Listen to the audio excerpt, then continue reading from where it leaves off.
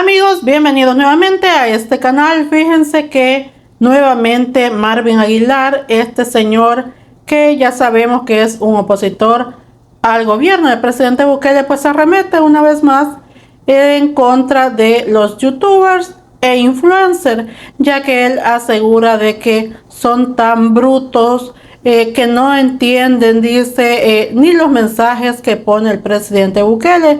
Esto en referencia a lo que dijo el presidente de que ofrecía ciudadanías o residencias a los profesionales que quisiesen ir a El Salvador a pues mostrar sus habilidades. Y bueno, definitivamente él dice que él no cobra un peso por estar en ningún programa de televisión, y quizá eso es lo que lo tiene ardido, ya que él no gana ni un dólar y los influencers pues sí ganan. Quizá eso es lo que lo tiene bastante dolido y arremete de esta forma en contra de los youtubers. Escuchemos. El influencer, los youtubers, o sea, son en su 90% estúpidos, ni siquiera entienden los tweets del presidente.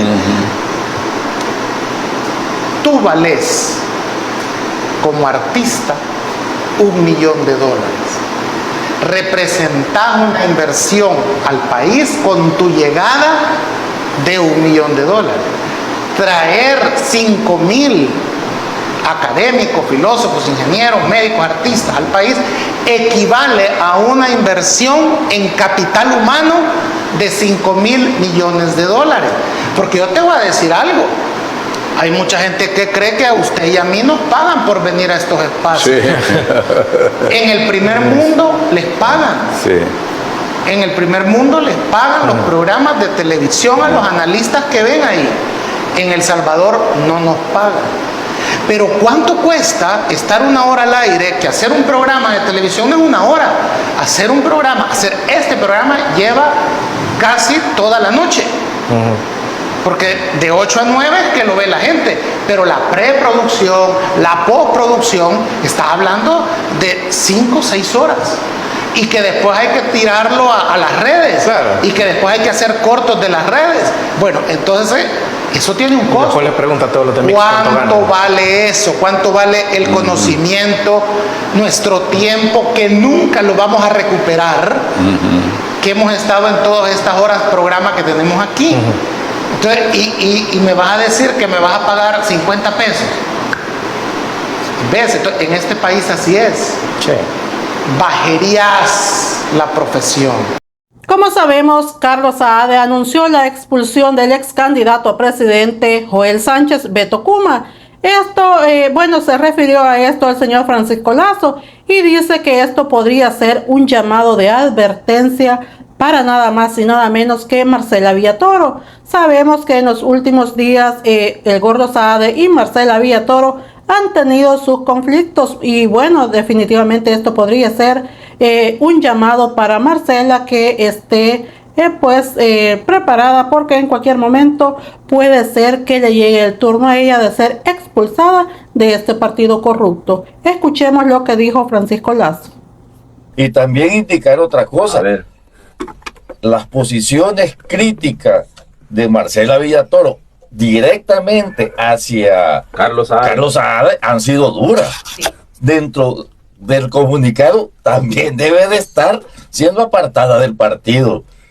Si aplicamos la misma... han sido más duras las críticas de ella. No, espérate, llevamos la discusión a donde, fíjate, a donde yo verdaderamente quería. Es que a mí me parece, y esto es una interpretación periodística muy personal, que es una indirecta para ella y para Francisco. Sí. Así es. Porque ellos... Un salveque. Sí. Un salveque. Sí, no, o un salveque, sí. La verdad. O se van o lo saco. Exacto, no, o se comportan o les va a pasar lo mismo que Joel Humberto Sánchez. Lo interpretan.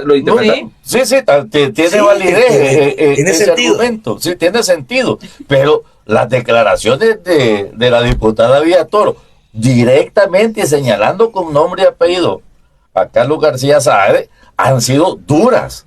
Sí. Duras. Y acusándolo de hacer campaña a favor de determinados candidatos. Y decir que la señora, lo que sea, es la que le quitó el primer puesto en la lista por San Salvador, donde han sido realmente duras. Sí, creo que hasta Chanchullo ha ocupado esa palabra. Sí, ha ocupado la corrupción. Han sido duras las declaraciones.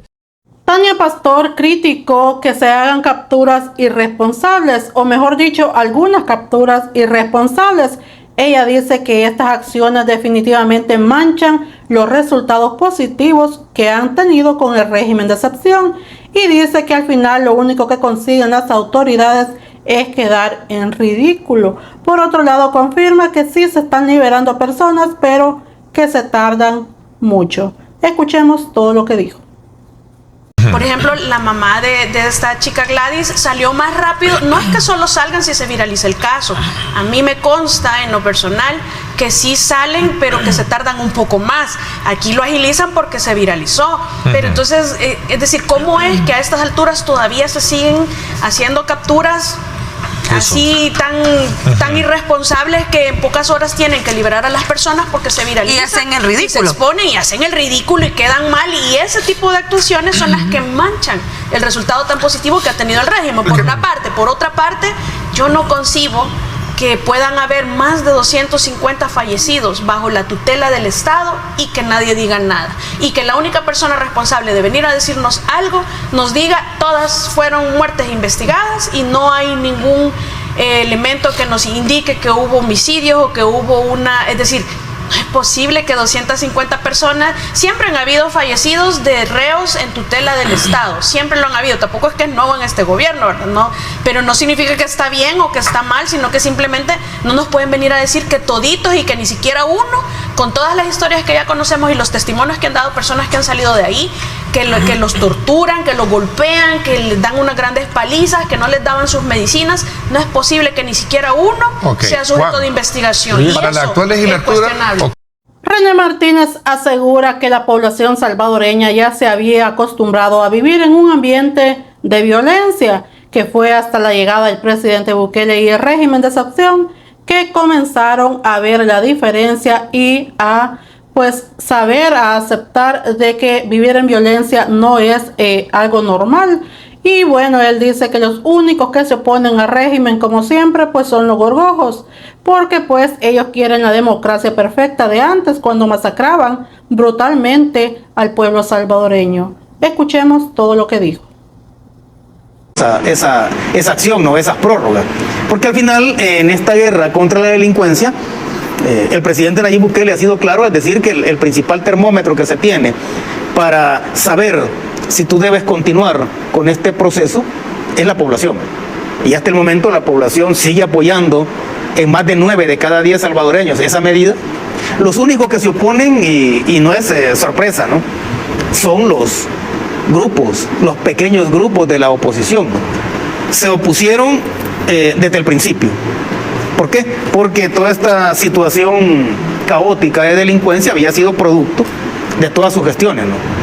Hemos dicho en reiteradas ocasiones que líderes de partidos políticos son los autores intelectuales de esta guerra social de pobres contra pobres, ¿verdad? Y ellos, al ser los autores intelectuales de esta guerra, obviamente tenían intereses políticos, intereses económicos e intereses culturales también, en el sentido de que pretendieron normalizar, y hasta cierto punto lo lograron, esa situación o ese ambiente de violencia que vivíamos. Casi que la gente se había adecuado o se había adaptado a vivir en la delincuencia, y mucha gente, ya sea de forma voluntaria o forzada, también empezaron a vivir de la delincuencia. Los políticos que nos gobernaban en ese tiempo vivían de la delincuencia.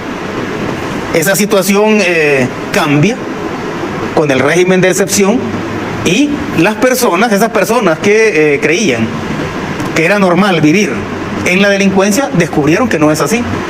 Descubrieron que se puede vivir sin delincuencia. Y descubrieron también cuáles son los frutos positivos de vivir sin delincuencia. Eso les hace asumir en este momento el protagonismo para garantizar la gobernabilidad desde el territorio, ¿verdad? Y como digo, los únicos que se oponen y siempre se han opuesto son los de la oposición. Para ellos la democracia perfecta era ese tiempo de guerra, ¿no? Para ellos el país perfecto era aquel que tenía como capital la muerte. Para ellos los derechos humanos inviolables eran los derechos humanos de los victimarios. ¿Ya? Por eso es que continúan, ¿verdad?, con la misma cantaleta al interior de la Asamblea Legislativa,